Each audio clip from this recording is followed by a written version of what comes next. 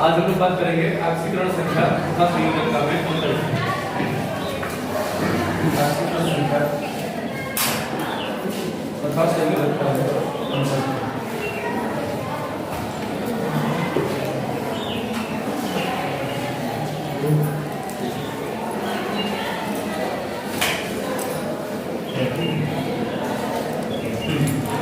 संयोजकता क्या होती है? कोई परमाणु किसी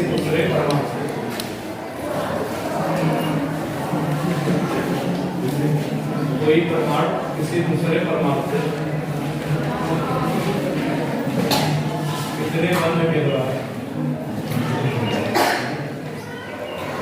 कितने बंध के द्वारा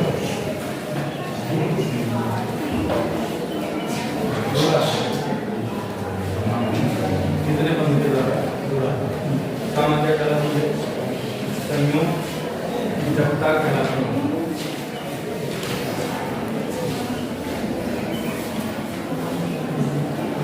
संयोजकता क्या है? कोई परमाणु किसी दूसरे परमाणु से कितने बंध के द्वारा जुड़ा है, इसी गुण का बोलते हैं संयोजकता। ऑक्सीकरण संख्या क्या होती है? उत्तेजित अवस्था में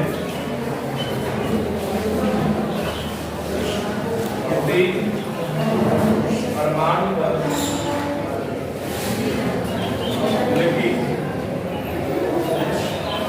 ऋणायन की संख्या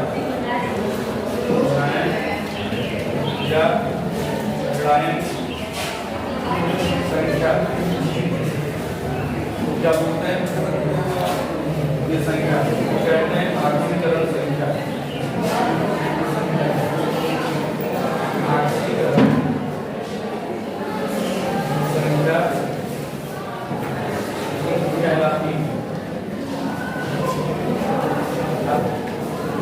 संयोजकता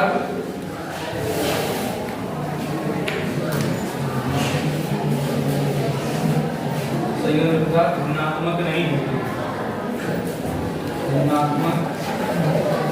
नहीं होती, जबकि ऑक्सीकरण संख्या क्या होती है?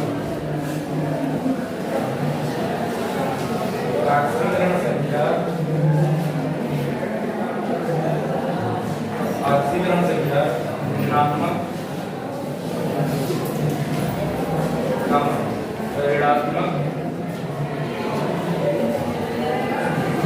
और क्या हो? धनात्मक और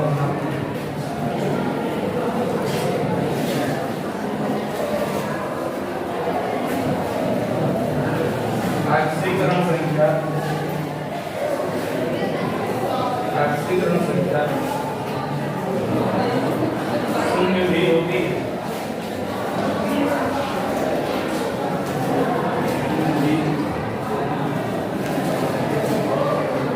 संयोजकता की बात कभी भी शून्य नहीं होगी। संयोजकता कभी भी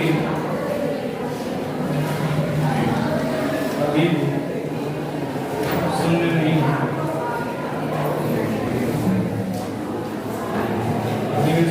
होगी। ये ऑक्सीकरण संख्या और संयोजकता में जो है बताया अंतर है कि कोई परमाणु किसी दूसरे परमाणु से कितने बंध के द्वारा जुड़ा है, संयोजकता कहलाती है। ऑक्सीकरण संख्या वो उत्तेजित अवस्था में किसी परमाणु पर लिखी गई ऋणायन की संख्या होती है। संयोजकता ऋणात्मक नहीं होती। ऑक्सीकरण संख्या ऋणात्मक, ऋणात्मक और धनात्मक होती है।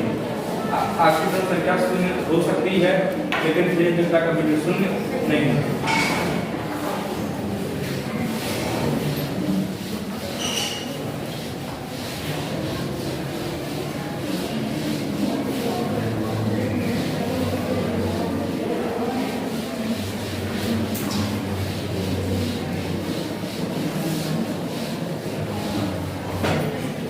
जैसे बात करें P4 में Pg संयोजकता P4 में Pg संयोजकता तथा ऑक्सीकरण संख्या बढ़ेगी। ऑक्सीकरण संख्या क्या है?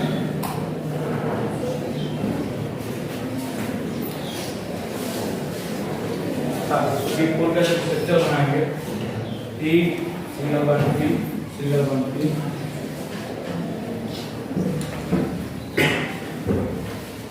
यहाँ पे जो है एक भी कितने बांड के द्वारा जुड़ा है? एक भी जो है 3 बांड के द्वारा जुड़ा है। एक बांड ये हो गया इसके के लिए, दूसरा बांड ये हो गया, तीसरा बांड ये हो गया। तो यहाँ पे P की संयोजकता कितनी हो गई? यहाँ पे P की संयोजकता हो गई 3 हो गई। यहाँ पे जो फास्फोरस है वो कितने क्या है? जो फास्फोरस, तो देख फास्फोरस जो है कितने बंध के द्वारा जुड़ा है? 3 बंध के द्वारा, तो संयोजकता 3 हो गई। लेकिन बात करेंगे ऑक्सीकरण संख्या की, तो ऑक्सीकरण संख्या कितनी हो जाएगी? 0 हो जाएगी, क्योंकि फास्फोरस जो है चाहे कितने बंध से जुड़ा हो, 3 बंध से जुड़ा है, तीनों बंध से वो किससे जुड़ा है? फास्फोरस से जुड़ा है, मतलब समान प्रकार के परमाणु से जुड़ा है। जब कोई परमाणु समान प्रकार के परमाणु से जुड़ा हो, ना तो उसके ऊपर प्लस आता है ना तो उसके ऊपर क्या आता है? माइनस। तो उसकी ऑक्सीकरण संख्या कितनी? 0 हो जाएगी। एसिड की बात करें तो एसिड की संरचना रिंगाकार होती है। अब यहाँ पे रिंग जैसा नहीं बनेगा, उससे जो है तो कल्पना कर सकते हो कि रिंग है। कितना हो गया? 3 2 5 7 कितना हो गया? ये सेट में अगर पूछे कितना है? 2 4 2 6 7। ये सेट में अगर पूछे कि भैया प्रत्येक सल्फर की संयोजकता बताओ या किसी एक सल्फर की संयोजकता बताओ और ऑक्सीकरण संख्या बताओ, तो ये सल्फर कितने बांड के द्वारा जुड़ा है? 2 बांड के द्वारा। सल्फर की जो संयोजकता है वो कितनी हो जाएगी? 2 हो जाएगी। लेकिन जुड़ा किससे? सल्फर से ही जुड़ा, इधर भी सल्फर से जुड़ा, इधर भी किससे जुड़ा? सल्फर से। तो इसकी जो ऑक्सीकरण संख्या है, ऑक्सीकरण संख्या हो जाएगी कितना? 0। तो इस तरीके से आप देख सकते हैं, मतलब कोई भी स्ट्रक्चर आपको दे सकता है या किसी के बारे में पूछ सकता है कि इसकी संयोजकता और ऑक्सीकरण संख्या बताइए, तो संयोजकता में आप नंबर ऑफ बॉन्ड देखेंगे और जो है ऑक्सीकरण संख्या में देखेंगे अगर प्लस या माइनस लिखा है कुछ या प्लस या माइनस आएगा तो बताइएगा कि इसकी ऑक्सीकरण संख्या अगर प्लस आती है प्लस, माइनस आती है तो माइनस, तो सही आती है। अब हम लोग बात करेंगे ऑक्सीकरण संख्या को। अब हम लोग बात करेंगे किसी अभिक्रिया को जो है संतुलित करना। तो अभिक्रिया को 2 प्रकार से संतुलित किया जा सकता है, एक आयन इलेक्ट्रॉन विधि से और दूसरा जो है ऑक्सीकरण संख्या विधि से। तो पहली विधि की चर्चा करेंगे वो है आयन इलेक्ट्रॉन विधि। जैसे एग्जांपल की बात करें SnCl2 plus FeCl3 gives out SnCl4 plus FeCl2। अब इसको हमें आयन इलेक्ट्रॉन विधि से संतुलित करना है। तो सबसे पहले हम लोग क्या लिखेंगे? प्रत्येक तत्व की ऑक्सीकरण संख्या, प्रत्येक तत्व की ऑक्सीकरण संख्या लिखने, या ऐसे लिख सकते हो कि अभिक्रिया को किस रूप में लिखने पर? आयनिक रूप में लिखने पर, ये ज्यादा अच्छा होगा। क्या लिखेंगे भाई? अभिक्रिया को किस रूप में लिखेंगे? आयनिक रूप में। अभिक्रिया को आयनिक रूप में लिखने पर सबसे पहले क्या करेंगे? अभिक्रिया को आयनिक रूप में लिखने पर, तो आयनिक रूप में लिखेंगे तो क्या लिखेंगे? SN के ऊपर कितना प्लस आएगा? 2 प्लस क्या आएगा? जैसे Cl2 का वियोजन कराते हैं तो यहाँ पे 2 लिखा है, इसका मतलब SN के ऊपर कितना प्लस आएगा? 2 प्लस क्या आएगा? Cl minus. कितना Cl है यहाँ पे? 2 है, तो कितना Cl minus? 2 Cl minus, plus आएगा 2 Cl माइनस प्लस। या फिर Cl3 की बात करें तो L3 के ऊपर कितना प्लस आएगा? 3 प्लस कितना Cl minus? 3 Cl minus. gives out SnCl4 में यहाँ पे 4 लिखा है, तो SN के ऊपर 4 plus 4 Cl minus plus FeCl2 की बात करें तो जो है डबल प्लस Cl माइनस। अब नेक्स्ट सिस्टम में क्या लिखेंगे? समान प्रकार के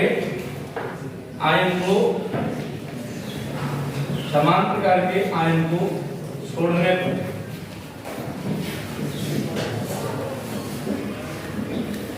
अब समान प्रकार का आयन है कौन? समान प्रकार के आयन से हमारा मतलब है जो इधर भी हो और उधर भी गुणांक से नहीं मतलब है।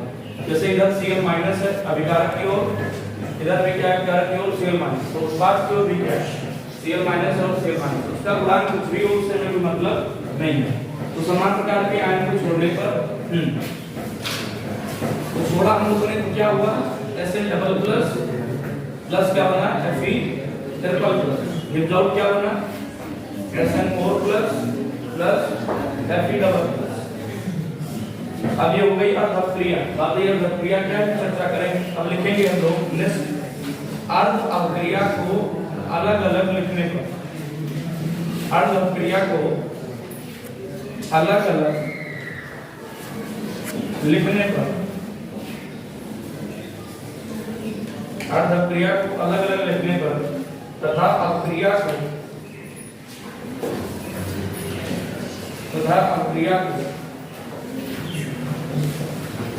संतुलित करने पर, हाँ अर्धक्रिया में क्या है देखो Sn डबल प्लस से क्या बन रहा है Sn4 प्लस बन रहा है, तो लिखोगे Sn डबल प्लस यहाँ पे या Fe ट्रिपल प्लस से बन रहा है Fe डबल प्लस। हाँ अब बात है आयन इलेक्ट्रॉन विधि में अब क्रिया को संतुलित करने के लिए हम लोग इलेक्ट्रॉन जोड़ते हैं। तो यहाँ पे 2 प्लस है और यहाँ पे कितना प्लस है 4 प्लस है, तो 2 प्लस से अगर 4 प्लस बन रहा है तो कितने की वृद्धि हो रही है उत्पाद साइड में जो है 2 प्लस की क्या हो रही है वृद्धि। तो जितने की वृद्धि होती है उतना ही हम लोग क्या जोड़ते हैं इलेक्ट्रॉन जोड़ते हैं। इलेक्ट्रॉन किसकी ओर जोड़ते हैं हमेशा ज्यादा की ओर। तो इधर कितना इलेक्ट्रॉन जोड़ देंगे। हाँ तो अर्ध अपक्रिया अगर कोई पूछे क्या है तो बता सकते हो ऐसी अपक्रिया, अर्ध अपक्रिया का मतलब है ऐसी अपक्रिया जिसमें इलेक्ट्रॉन की उपस्थिति होती है, ऐसी अपक्रिया जिसमें इलेक्ट्रॉन की उपस्थित हो या इलेक्ट्रॉन उपस्थित हो उसी को हम लोग बोलेंगे अर्ध अपक्रिया। अब बात है यहाँ पे देखो Fe कितना प्लस है 3 प्लस और यहाँ पे कितना प्लस 2 प्लस, 3 प्लस से 2 प्लस हो रहा है तो बताओ 1 प्लस की क्या रही है कमी, हम लोग कितना इलेक्ट्रॉन जोड़ रहे हैं 1 इलेक्ट्रॉन हमेशा किस ओर जोड़ते हैं जिधर ज्यादा होगा, तो 3 प्लस ज्यादा है 1 इलेक्ट्रॉन। इसको क्या बोलेंगे अर्ध ऑक्सीकरण अपक्रिया, अर्ध ऑक्सीकरण अपक्रिया।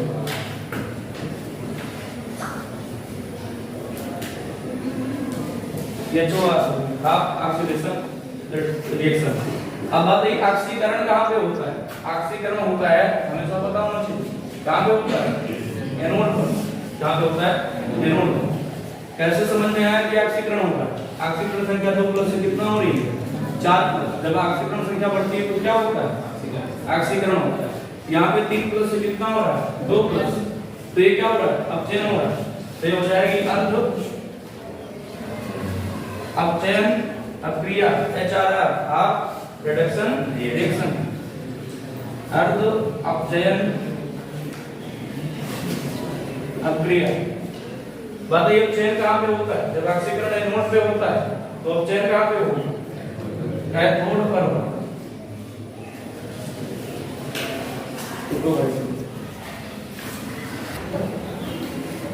अब हम लोग क्या करेंगे भाई, अब दोनों अर्ध अपक्रियाओं को जोड़ेंगे, इसको बोल दो समीकरण 1 और इसको क्या बोल दो समीकरण। दोनों अर्ध अपक्रिया को जोड़ने पर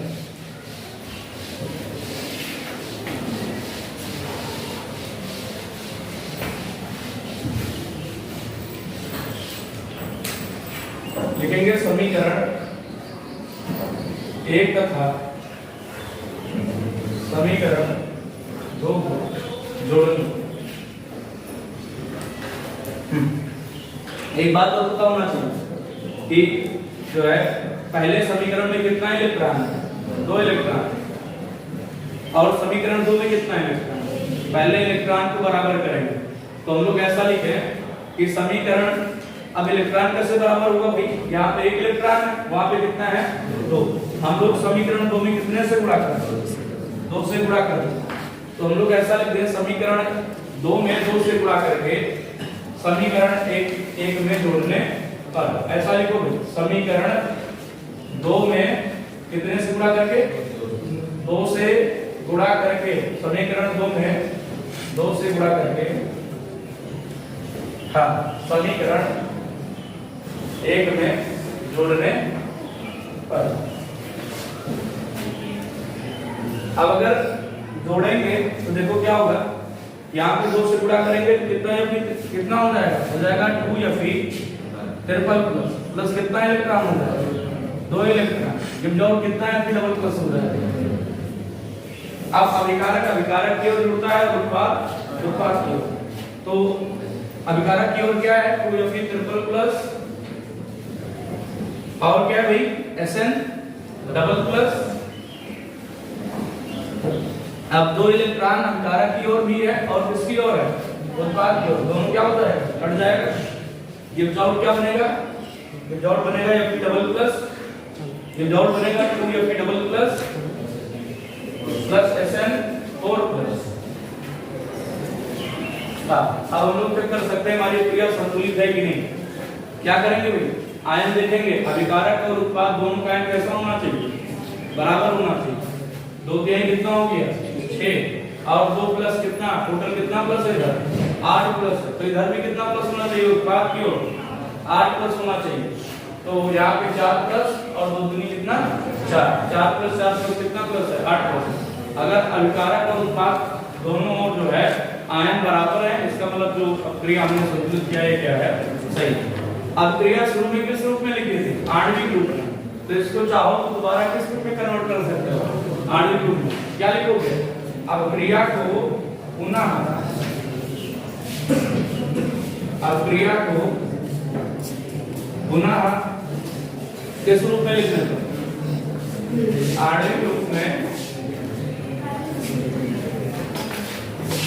लिखने पर।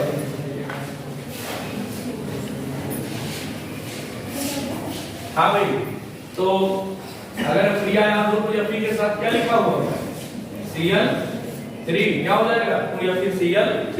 अब ऐसे भी समझ सकते हो, Fe के ऊपर है 3 प्लस और Cl के ऊपर कितना माइनस 1 माइनस, इसका 1 यहाँ पे आएगा, इसका 3 यहाँ पे जाएगा, क्या बन जाएगा FeCl3 प्लस Sn के साथ क्या था, अब बनेगा SnCl2, क्या बनेगा SnCl2, Sn डबल प्लस सबके साथ आयन जो था वो Cl माइनस था, तो Cl माइनस की क्रिया कराते जाओ, उसका 1 यहाँ पे आएगा, इसका 2 यहाँ पे जाएगा, क्या बन जाएगा SnCl2। यहाँ पे क्या बनेगा 2FeCl2 प्लस क्या बनेगा SnCl4। ये आपकी क्रिया कैसी हो गई, संतुलित हो गई। MnO4 minus plus I minus without Mn double plus plus I2, ये सब क्रिया को अम्लीय माध्यम में संतुलित करना है, अम्लीय माध्यम में संतुलित करना। अब क्रिया इस बार हमको आणविक रूप में दी गई है, तो हम क्या लिखेंगे, अर्ध क्रिया को अलग अलग लिखने में, अर्ध अभिक्रिया को अलग अलग लिखने में, अलग अलग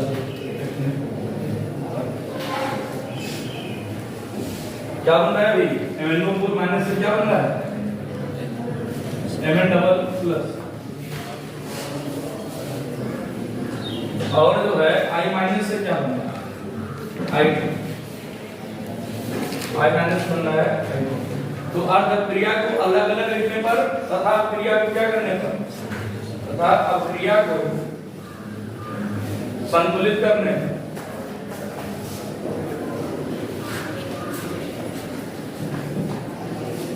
संतुलित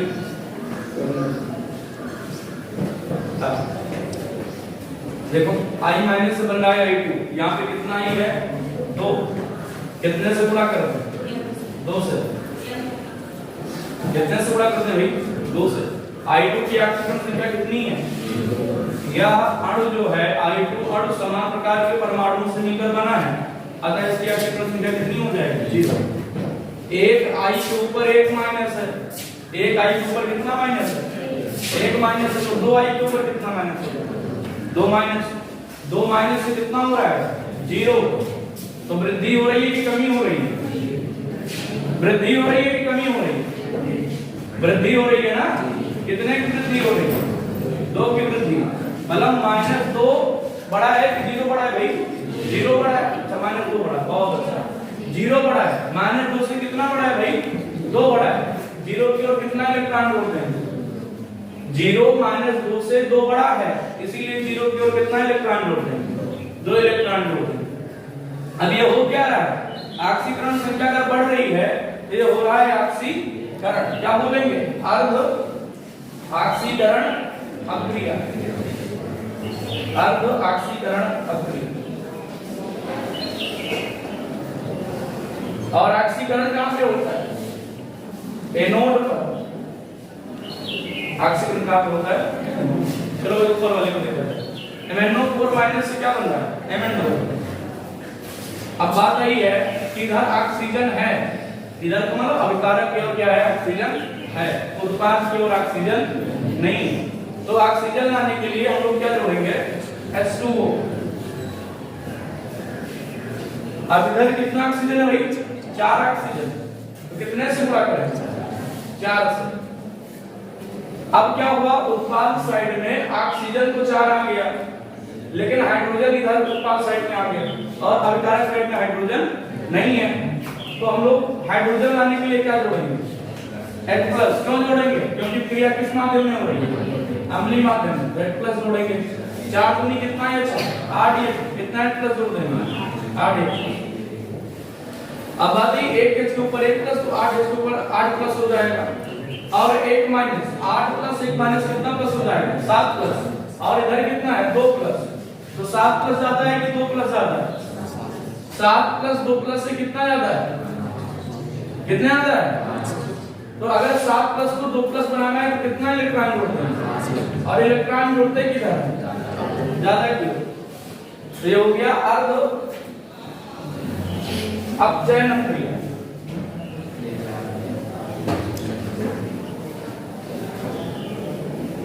अपचयन कहां पे होता है, कैथोड।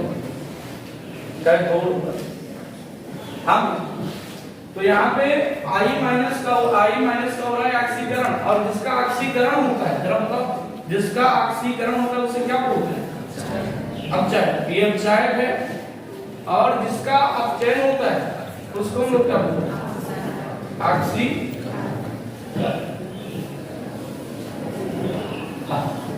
अब हम लोग क्या करेंगे, दोनों अर्धक्रिया को जोड़ेंगे, लेकिन हम लोग बोल रहे हैं इसको बोलो समीकरण 1 और इसको क्या बोलो, समीकरण 2। समीकरण 2 में कितना इलेक्ट्रॉन है, 2 इलेक्ट्रॉन। समीकरण 1 में कितना इलेक्ट्रॉन है, तो पहले तो समीकरण, हाँ दोनों समीकरण में ऐसा लिख लो, दोनों समीकरण में इलेक्ट्रॉन की संख्या, दोनों समीकरण में इलेक्ट्रॉन की संख्या को संतुलित करने के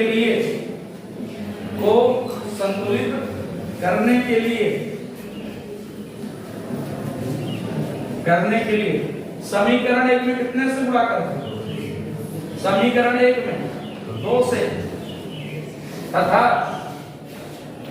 समीकरण 2 में 5 से गुणा करने। चलो इतना काम करो, समीकरण 1 में करो कितने से गुणा, 2 से। जब 2 से गुणा करोगे तो क्या आएगा, 2Mn4 minus plus 16H plus 10 electron. अरे सब में 2 से गुणा होगा ना, without 2Mn double plus 8H2O। इसको समीकरण क्या बोल दिया, 3 बोल दिया। अब समीकरण 2 में कितने से करेंगे, 5 से गुणा करेंगे, कितना हो जाएगा, 10I माइनस विदाउट क्या बनेगा R2 प्लस कितना इलेक्ट्रॉन 10 इलेक्ट्रॉन। अब ये क्या हो जाएगा समीकरण क्लियर है।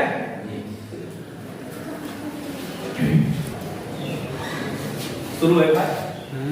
चलो क्या करेंगे अब समीकरण 3 और समीकरण 4 को क्या कर लेंगे जोड़ लेंगे, फिर जो आएगी वो वाला हमारी जो है संतुलित क्रिया प्राप्त हो जाएगी।